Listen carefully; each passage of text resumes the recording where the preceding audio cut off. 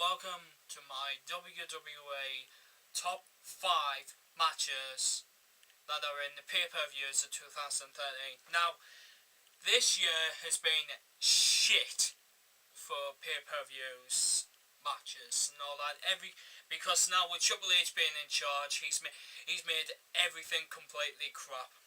There were rubbish matches and all that. But luckily, there were 5 matches which I picked from personally because I think these were the top. I think that these were the best matches in the pay-per-views of 2013. On the side note, as you can see, I'm wearing my WWE Live tour T-shirt 2013, and on the back it's got saying I was there. I was at the Raw one on the 12th of November, which was in Newcastle. Alright, so let's get on with that. Coming in at number 5 is the Money in the Bank ladder match, which was not the World Heavyweight Championship one, because that one was shit. I'm of course talking about the All Stars one, where we saw the return of one legend, Rob Van Dam. We saw him return. Now everybody was saying, oh, he's so shit and all that.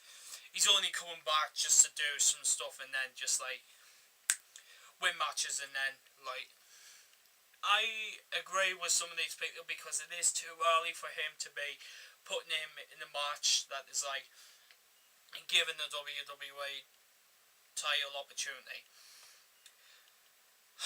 But they had to give it to the worst wrestler, in my own opinion.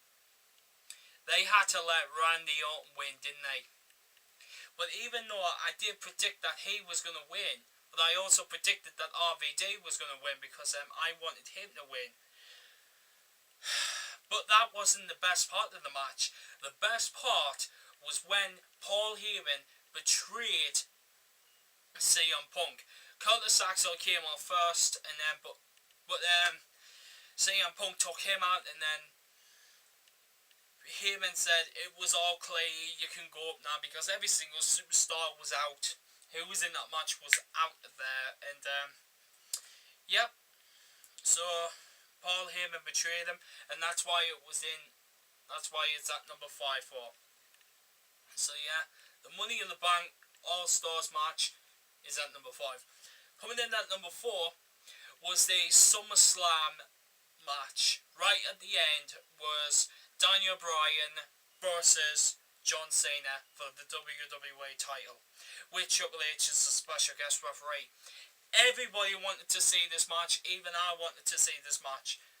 I could not predict who was going to win, so I just said John Cena, because I thought he was going to win. It doesn't matter who won at that point, because you had John Cena, which is like one of the greatest WWE champions of all time. But you also had Daniel Bryan, who was one of the best technical wrestlers, even better than CM Punk.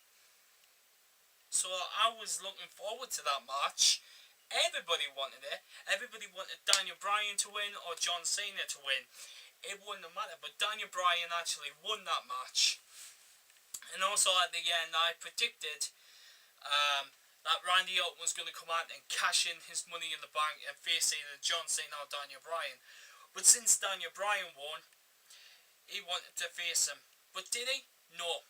Triple H actually pedigreed Daniel Bryan, and that's when the arse kissing began of Triple H to Randy Orton.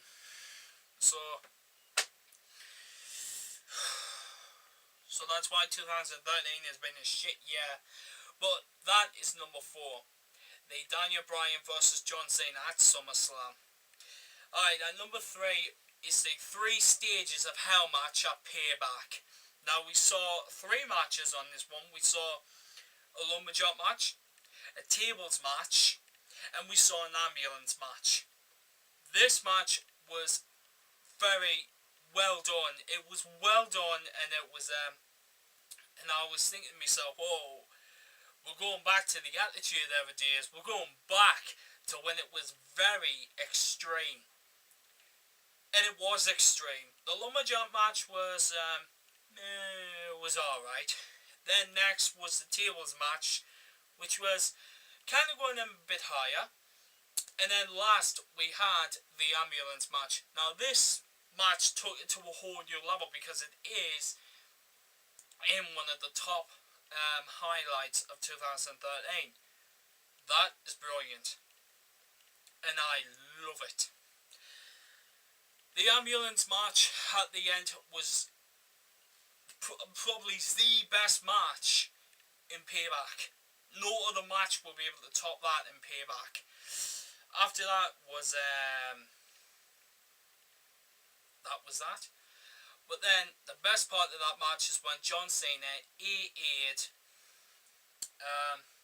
Ryback through the top of the ambulance, and by God, that is a holy shit moment. If you haven't seen it, watch it. It is a holy shit moment. There have been plenty of holy shit moments back in the past, but this one of 2013, that's the best holy shit moment of 2013. Not in the past, but of last year. Like, because I say last year because we're in the new year now, 2014. Alright, coming in at number 2 was the last man standing match at Extreme Rules. Now, I know what you're saying. Why didn't you pick the steel cage match that was at Extreme Rules as well? That gets an honourable mention because, yes, Brock Lesnar and Triple H have been going at it before, like at WrestleMania 29 and at SummerSlam, but that was absolutely brilliant. It was a good match, but it didn't top the Extreme Rules match, the last man standing match at Extreme Rules. Well, at the same pay-per-view, it didn't top the last man standing match. But that gets an honourable mention because, yes, it may have traded back and forth. There was a silver. Yep, and I mean silver sledgehammer. We didn't even see that, and I was like, what the fuck? Steel chairs were brought in. Even Brock Lesnar got his knee injured as well because he wasn't wearing any knee guards. How dumb do you have to be when you're going in a steel cage match and not wearing any knee guards? Not wearing knee guards or arm guards or anything like that. You're a dumb fuck for not going into that match without wearing any knee guards.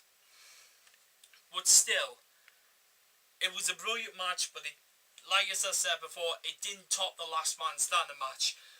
Now, this one was extreme. Right at the end, it was extreme when Ryback picked up John Cena, went through the lights. Both of them went through the lights. And it ended in a no contest. Because both of them were down and out for the count of number 10. Even you could tell. And I was like, oh God, is this match ever going to end? Finally, it did. It ended in a no contest. But that means that John Cena still has the WWE title. Plus, at the end of the match, he declined any medical assistance. He said to the doctors, no, I'm fine, and all that. Fine? After getting thrown through lights and slammed down on your back. Including Ryback was on the table as well. I was like, Jesus fucking Christ. Are these really extreme? Well, it does say Extreme Rules. It did go to extreme. It certainly did. And that's why it's at number 2 in my top 5 pay-per-view matches of 2013. Now, before we go to number 1, here's a quick rundown. Number 5, Money in the Bank ladder match, All Stars, not the World Heavyweight Championship one. Number 4, SummerSlam 2013, Daniel Bryan versus John Cena. Number 3, the 3 Stages of Hell match at Payback. Number 2, the Last Man Standing match at Extreme Rules.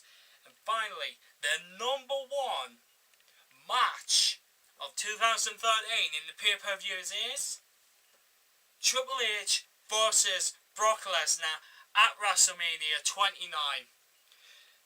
Me and my mate, Superman993, well, he was watching it on his laptop, and I was watching it on mine, and we both agreed that that was the only best match in the WrestleMania 29. I got to agree with him. It was the best match because we saw Paul Heyman in Brock Lesnar's corner and the Heartbreak Kid, Shawn Michaels in Triple H's corner. This match was trading back and forth, and it was a no-holds-barred match, so that means no disqualifications, no count-outs. Shawn Michaels got involved, Paul Heyman got involved. Even another thing that was brilliant was when Triple H done the Kamara, I think it's Kamara, or whatever they call it, Brock Lesnar's submission move, where like he grabs your arm and then he snaps it.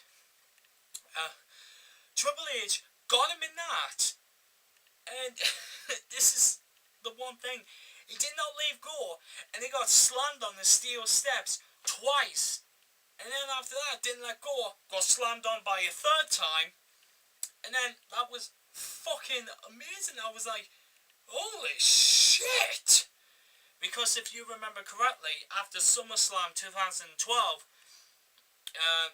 Triple H said when that cast came off, he went straight to the gym.